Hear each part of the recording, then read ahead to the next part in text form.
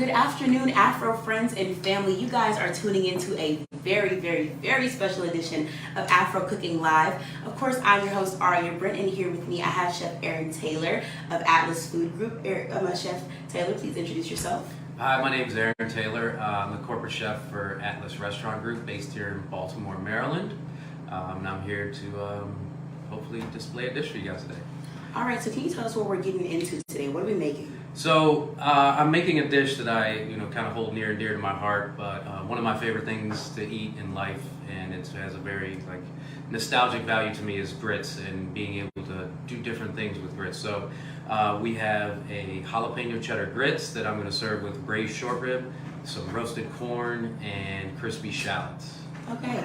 All right, so what's the first step so that we can get into this delicious recipe? So since we're doing this kind of, on live TV, one of the things I brought, so we had grits that we pre-cooked already, and grits come in many different forms. You can get white corn, you can get yellow corn, you can get stone ground. I prefer slow cooking stone ground grit because it has the most flavor, and you should be very respectful for something that, for me, grits has a very nostalgic value, and you shouldn't be cooking quick grits even though they cook fast. You should really take the time to let them cook or soak them overnight. If you get some grits from Anson Mills, they're a little bit more coarse ground.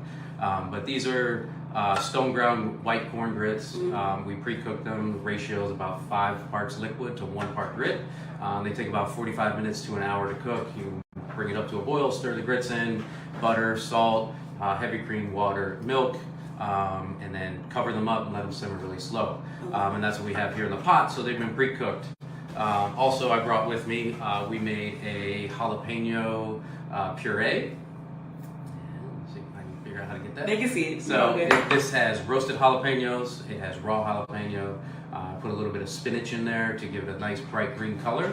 And then we have some grated Parmesan cheese, shredded white cheddar, and I'm going to put these together, finish it with some butter and salt. It's going to be super rich with the grits. And then on the other side, we have a braised short rib.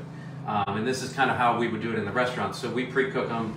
In our restaurants, we cook our short ribs sous vide, which means under vacuum seal and slow cooked in water. But at home, you would buy your short ribs, you would cook them really slow, about 4 to 6 hours in your oven, about 275 degrees, and then you would let them cool down in the liquid. The one thing that I think a lot of people make the mistake of when they make something that's called braised, they don't let the meat rest, is what we call it in the restaurant terms, inside of the liquid, so it sucks back up that braising liquid and it really makes for a moist product. Okay. One of the great things about short ribs is the inexpensive cut of beef that you can make very luscious, rich through the process of cooking it. And for the at-home cook, I think, especially now day and age, is how can you find something that's inexpensive and turn it into something that's very luscious and tastes great and has a very great texture.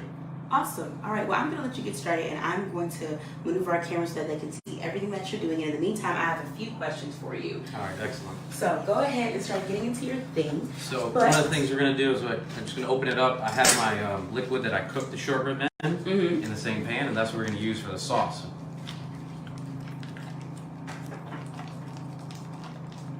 Awesome. So I know that you said that these short ribs have been sous vide. What temperature would you suggest having your pan at, when looking to reheat them? So if you're cooking it at home, you want to keep it on low heat, and then you want to take your liquid, strain it out, because you have all those vegetables and the aromatics and stuff in there, and you want to straighten those out because you want to have a nice, really glossy sauce. So low pan, take your short ribs, put them back in there, and then let that liquid start to cook down. And what we call in the restaurant is we glaze them.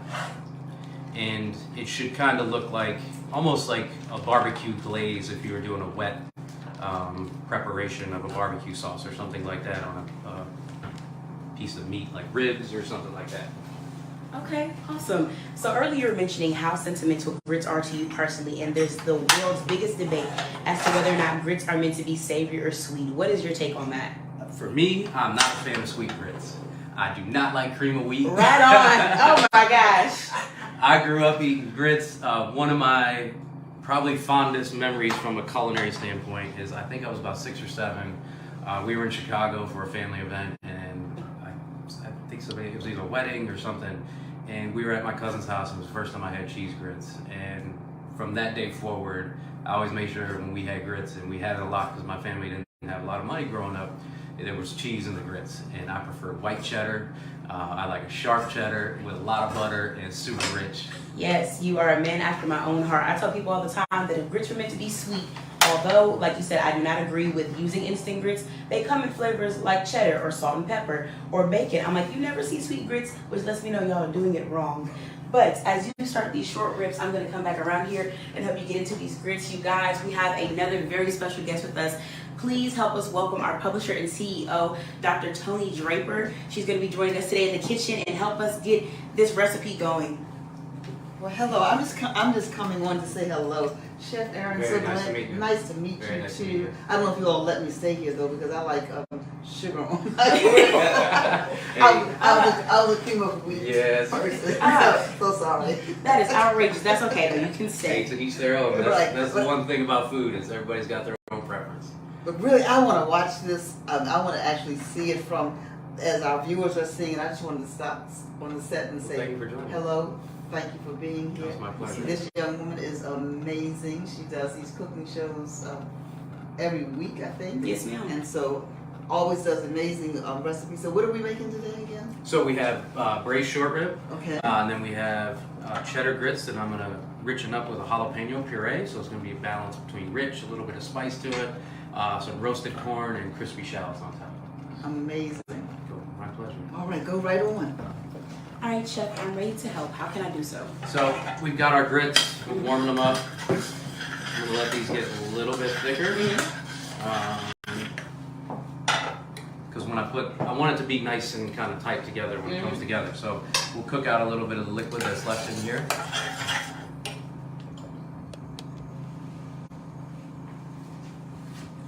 Awesome. So let's get into you a little bit. Can you tell me about your background and how you got into the culinary arts? So I grew up in Cleveland, Ohio. I grew up in Cleveland Heights, which is the first suburb outside the city of Cleveland, on the east side. And when you come from Cleveland, you have to really delineate whether you're from the west or the east side, and I'm an east side guy. And I got into cooking rather young. One of the things, we would have family over, I would lead the barbecue in the backyard, and it was something I was always found a very big affinity to. And I used to watch a show on TV with my father very frequently called Great Chefs, and I was always interested in watching these chefs from around the world prepare these dishes, and I was always into the aspect of cooking and how it was creative. And my dad would always tell me, "You're not built for this. Like, this is real tough work, and I don't think you're built for that kind of work. You need a desk job." But as I got older, I started working in some fast food, and my first job was at the mall making cheesesteak sandwiches in the food service industry. And I really enjoyed the camaraderie and like the team aspect of it. And I always make a lot of sports references when I'm at work to how a kitchen actually operates. Is it almost kind of being like a sport, and everybody's on the team together from top to bottom, and everybody's got to work together. So I kind of was being a bonehead and running with the wrong people and getting myself in trouble, and had to come to Jesus talk with my father, and he's like, "You got to get a skill of some sort." And he's like, "You like cooking, you should go to culinary school." And my stepfamily owned a restaurant, and I was working it there. And I decided to go to culinary school. Fast forward, went to Pittsburgh, Pennsylvania Culinary in Pittsburgh. Graduated from there in 98, around 98 we ended up. I moved out to Colorado, did my internship, and then I moved down to Florida Keys. Lived down there for almost 5 years. I worked my way up at a restaurant. I got the EC job when I was 24 years old. Probably a little bit immature to be running 2 restaurants at that point in time, but I took the risk and I learned a lot. I ended up moving back out to Colorado, and I took over a restaurant called Keystone Ranch. We did a tasting menu for all of our guests. It was 6 courses to everybody. I really learned a lot. Again, still super young, especially in this field at 25, running a restaurant that was of that type of caliber. Then I ended up moving to Miami, worked for a company called Meat Market for a little while, almost 4 years, and transitioned from there to a company called The One Group in SDK. Started with SDK, I was with them almost 8 years. I worked my way up to being the corporate chef of the whole company of North America. So I oversaw everything that we had basically in North America down to Mexico City. Stayed with them for a while, and I kind of saw where they were going and decided it was time for me to start looking for new opportunities. And I came across Atlas Restaurant Group, and the recruiter brought me out here. I went back to Chicago where I was living at the time, and I told my girlfriend, I said, I think we're going to consider moving to Baltimore. And she said, we are not moving to Baltimore. So get that thought out of your head right now. But here I am 4 years later, and it has been one of the most best experiences in my career. It was probably the best decision for myself at that point in time, for myself as well as the company at the same time, to help lead this growth that we've been through. The company is growing exponentially, and I never thought it was possible to see a restaurant company of this size and caliber coming out of Baltimore City of all places. I've lived in New York, I've lived in Chicago, Miami, I've opened restaurants all over the major markets of the United States almost, and we have a really great thing, and the city of Baltimore has an amazing dining destination company that we're really growing and trying to do the best we can. Awesome. Thank you so much for that. So, from what I've been told, any great chef is well traveled. So, what was the most tasty experience you've had while traveling abroad? So, like whether that's the country as an entirety, a dish that you had at a specific restaurant, what was just something that just made you groan in satisfaction? So, when I went to the Basque region in Spain, I was just taken aback by what a real tapas bar was, and seeing how in Europe how different the food is and how they treat food differently compared to the way we do in the U.S. And it's very regional, and going to the markets during the day and being able to sample these dishes that have a significant historical value. I think Spain really opened up my eyes to what was possible from a cuisine standpoint. I love to travel. I love to eat when I travel. I love to, when I go to somewhere, go to like a local environment and eat food where you would find people from a local standpoint eating, not just tourist type cuisine. Okay. So our grits are starting to get a little thicker here. They're cooking down. We're going to start to add some stuff to it a little bit. Okay. And while that's happening, I am over here taking this liquid that we braised the short ribs in, and I'm just glazing it up because this is really going to add like great beef flavor. It's going to give the really richness to it, and it's going to make yummy, yummy food, I would say. Awesome. So I know that you were talking about that you've been with Atlas for about 4 years, and you guys have seemed to do some great work, since you haven't joined them. What is your goal? Because I know that we talked a little off camera. You were saying this seems to be your final destination. You don't know if you'd move around anymore. By the time that you retire, whatever that may be, because I know that chefs have a long career, what is your goal for the Atlas Food Group? Our growth is very, like Alex Smith would say, it's organic. I would say it's through almost just sheer determination.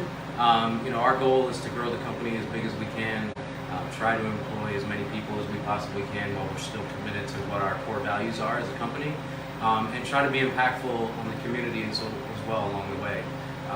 One of my personal goals as a chef and where I'm at now is how to have as big an impact as I can on young people, and introducing an industry that has allowed me to travel and meet tons of people and have an experience in the food industry, and how do I introduce that to young people as well.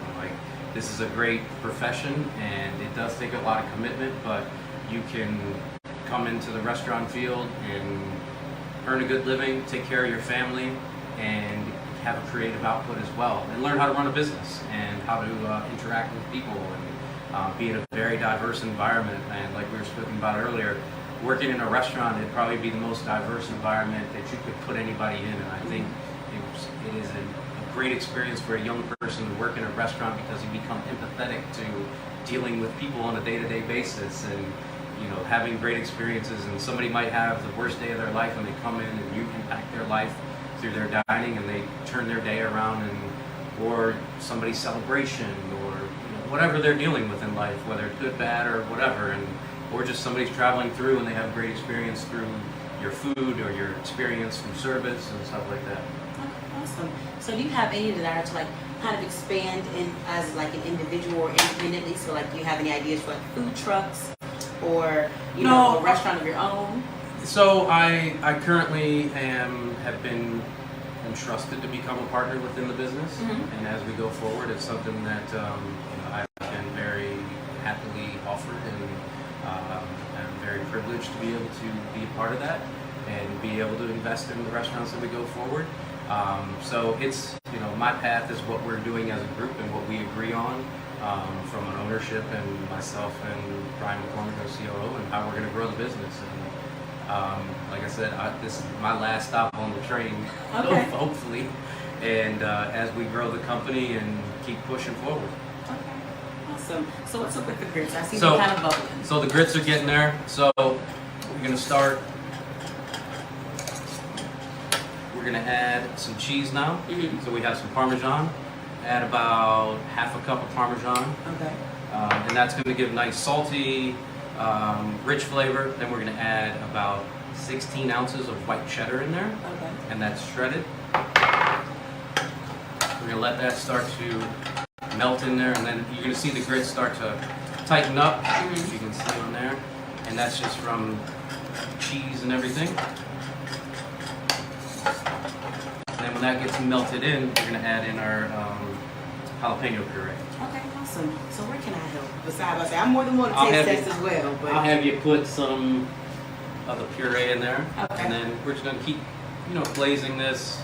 Ideally, so in the restaurant, when we do this, we have these are being held high in the water bath so that we're able to, it's about speed. When people come in to eat, they want to eat fast. yeah, absolutely. And nobody wants to sit there for 45 minutes waiting on their food that they're paying for. So we have it sitting there, we pull it out, we glaze it up, and then we make our plate, and we'll heat up all of our vegetables that have been prepped in a certain way. And then this dish, it's just pretty much fast go. So I'm going to have you add about half of the puree in there. Okay. We're going to pour it on in there.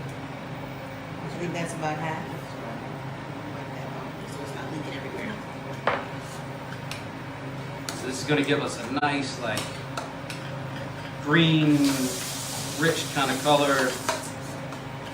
And right now, you can smell the jalapeno in it. Yes, I was about to say it's got kind of like that tang that it has to it. And the goal is not to be super spicy, but just a nice balance of rich and spice and the cheese. And so as this continues to cook down, this is going to be our sauce as well. And I'm going to turn that off so they don't burn. Awesome. All right, so the next thing we need to do, I'm going to pull this off, let it sit here for a minute.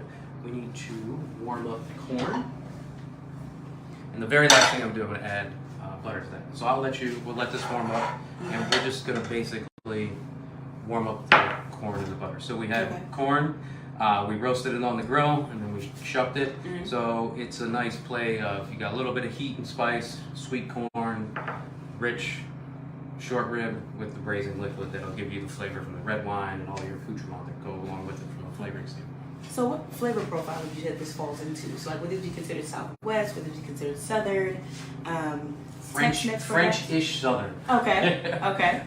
Very French technique in the braising aspect of it, and then a Southern technique with the grits. And then, in summertime, this is going to be a really nice seasonal dish where you get the corn. Maryland's very known for corn in this region.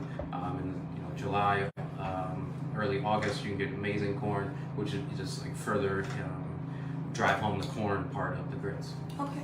Awesome. So I'm going to get off camera a little bit, but I know earlier we talked about you having some Southern roots. What is your favorite Southern dish? My favorite Southern dish, I would probably say, is shrimp and grits. That's tough to put me in a box like that, but I really enjoy shrimp and grits. I really enjoy smothered pork chops. I'm a huge fan of fried chicken. Simple things. I'm a pretty simple eater. I do like to go out to eat and try things, but I'm a very simple eater overall. So we're just going to add the corn with the butter. We just want to warm it up because the corn is already cooked. Okay. So put a little salt as well. Everything needs to be seasoned when you're cooking.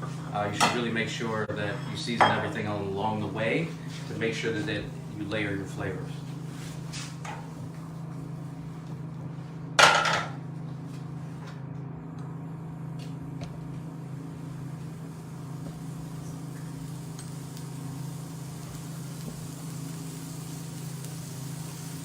Here, a little sizzle. You don't want corn to start popping. You just really want to warm it up because it's already cooked.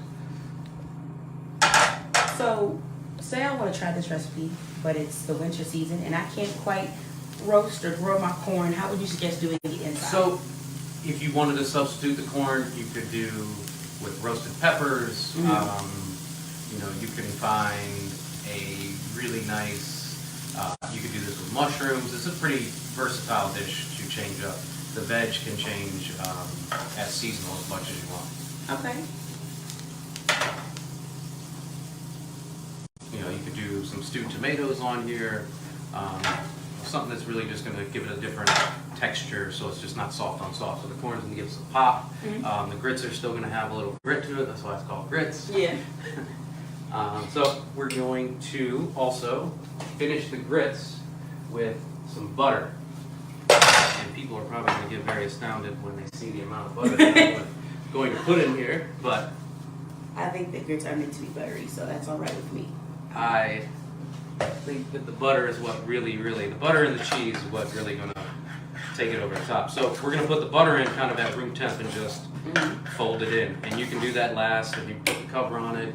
If you're doing this for a dinner party or something, or you're waiting for somebody to come over, you just let it sit there and stay warm. So we're just going to stir it in, and it's going to melt slowly, and it's just going to really richen it up even more. So you noted that you have been a little bit everywhere in your career. What is like the biggest regional difference you've noticed? So like I know that Chicago has a lot of really rich culture, which seems to be a little bit of everywhere. Obviously Maryland is known for their crabs. I know that you said that you were down in Florida a little bit. Obviously they have the whole seafood thing, but they also have that really heavy Caribbean influence because it's right there beside it. What's been the biggest difference and which one have you enjoyed the most? So every city and cooking in every city, seeing what people's likes and dislikes are and what's applicable is very interesting. And like, you know, we have a restaurant in Houston and people in Houston really like to see some spice and pickled and things like that. And down in Florida, you have a really big influence of like fruit with your dishes, or a lot of beans and rice and stuff like that because of the, you know, this Caribbean influence like you were speaking about.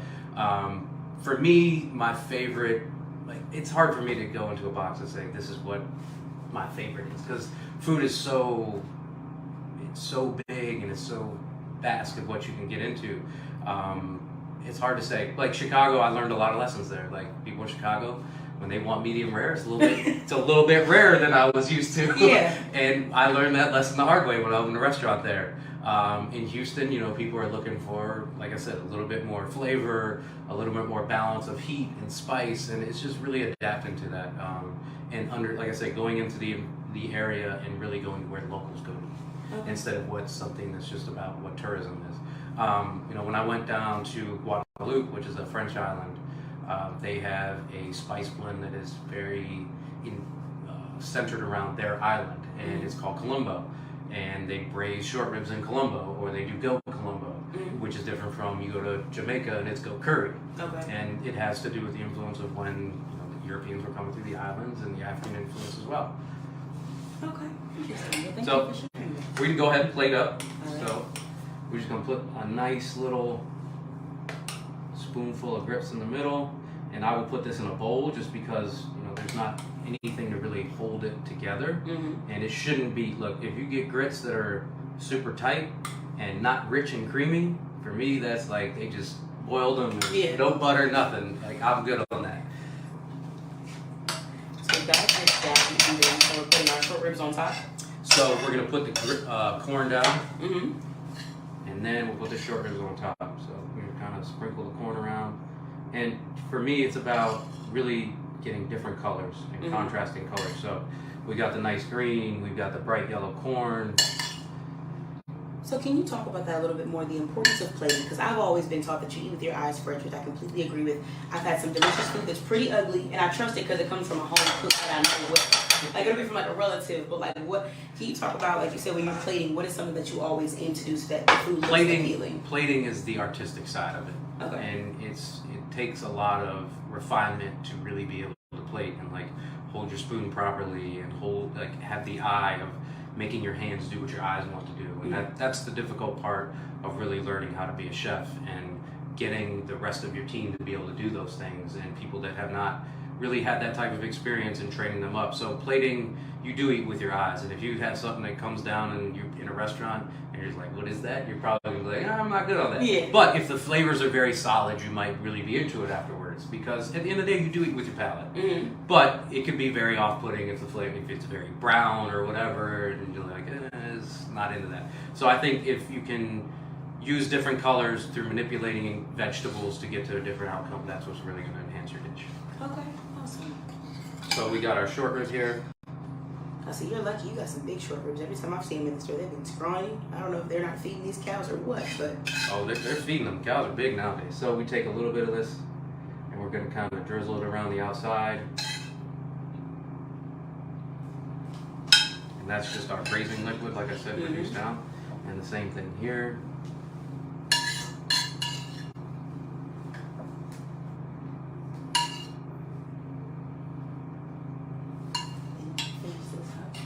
And then the last thing we're going to do, we're going to put some crispy shallots. So we took shallots, sliced them thin, soaked them in ice water, and then we fried them in some seasoned flour. That's like a mix of cornstarch, some cayenne pepper, some herbs and salt, and it's nice and crispy, again, to add some nice texture to the dish. And there you have it. And this is kind of a restaurant quality dish that you can make at home, just with some time and effort and just being patient. all right. So where are the forks? I was about to say, because I'm ready to try it. These look so good. And I think that Dr. Draper is going to come and have a taste as well. So I'll let her get the first bite, of course. I'm on my way back. Presentation is everything, though. Yes, ma'am. I hope our viewers can see this. This is absolutely beautiful. All right. Well, as I say, first bite is yours. Well, I'm going to want to share it. So is there another little plate someplace? Or I wonder. Maybe not. No, just go on and get in there. Just go on and It's get all right. in Get there. after it. Okay. We're all friends here. We're all friends here. So it should be nice and tender, short rib, and you can just take it. So for those who are watching, it's falling right there. It's so you have to get a little bit of everything. Yeah. Right, you have to do it all. And then that's the goal between the plating of the dishes, so that how you can get the customer to eat everything at once. Mm-hmm. When I was a young chef, I would think, we're gonna put this here and there, and you tell the server, well, tell them they're supposed to do this. The guest doesn't do that. They're just gonna eat the way they eat. And you have to think about that when you're plating. That's why I brought two. I'll see you all later. Yes, ma'am. Oh, that was delicious. Oh my goodness. All right, let's try this. You gonna try that side? Oh yeah, that short rib is good and tender. Mm-hmm. It's going right off. So the best part about short rib is that Don't get on my side. it still has some what we call marbleization, and it's fat, and that's what's going to make it nice and rich. And short rib, as long as you treat it properly, is a wonderful piece of meat to eat. Well, Those grits are so rich. Well, this has been treated very properly. You try. That's your side, Aria. Yes, ma'am. All right, this is There's my the side. second one though. Don't worry. Okay. Well, the second one is it's going home. But I said those are the leftovers for sure. Yes. This is phenomenal. Mm-hmm. All right. Chef Aaron Taylor, thank you so much It's my pleasure. for coming on and joining us for this Thank very you for special having segment of AFRO Cooking Live, for introducing us to this delicious dish. If you think I'm not going to try and remake this, you're out your mind.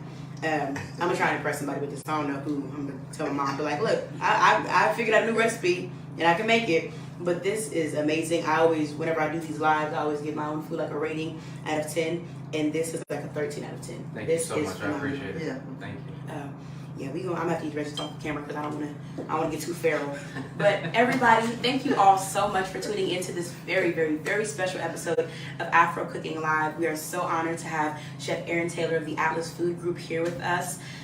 Where can they check you out at? I'll say whether that be like on a personal level or a business level. Do you have any social media or website? So I'm not on social media anymore. I've kind of taken a step back on that aspect of my life. But I'm around. I'm in downtown a lot. Depending on what we have going on in the restaurants, I'm in the restaurants frequently. You see me depending on what we've got going on. When I'm at an opening, if we open a restaurant, I'll be there for about 3 months through the opening process and getting the place up and running. But I'm usually in the city. Okay. So did you tell us this? You told us that you were downtown and in the restaurant business. Tell us how many restaurants? So we have 27 restaurants 27. right now.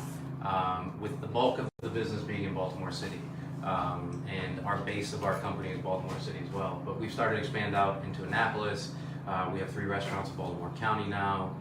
We have 3 in Houston, 1 in Florida, and we're opening in Philadelphia in around August. Okay, so you're modest. You are the corporate chef. Yes. You are over all of these restaurants, Yes. including the ones that are expanding. Yep. You are a partner in the company. Yep. All right, we're going to get your autograph. I'm very blessed. I'm very blessed and very thankful to be where I've gotten. It took a long time, And you're still a young man. I wish. It's all relative. It is all relative, but like I said, I'm counting my lucky stars every day where I'm at and what's gotten me through this path to where I'm at. Well, thank you so much. It's for my pleasure. Thank you for being having here. me. Thank you All right, so much. thank Very nice to meet you. Thank you. Same to you. All right, you guys, to stay up to date on all things Afro news and Afro cooking, you can follow us here on Facebook if you don't already at Afro American Newspaper. And you can follow us on Instagram and TikTok at Afro News. We're everywhere. We do this. So we did it today on a Friday, but I do this every Thursday, and on Wednesdays we post reels so that you can see the recipes a little bit quicker. But y'all be sure to stay tuned and locked into what it is we have coming up, because May is going to be full of delicious recipes. So thank you all so much for tuning in. We'll see you next time.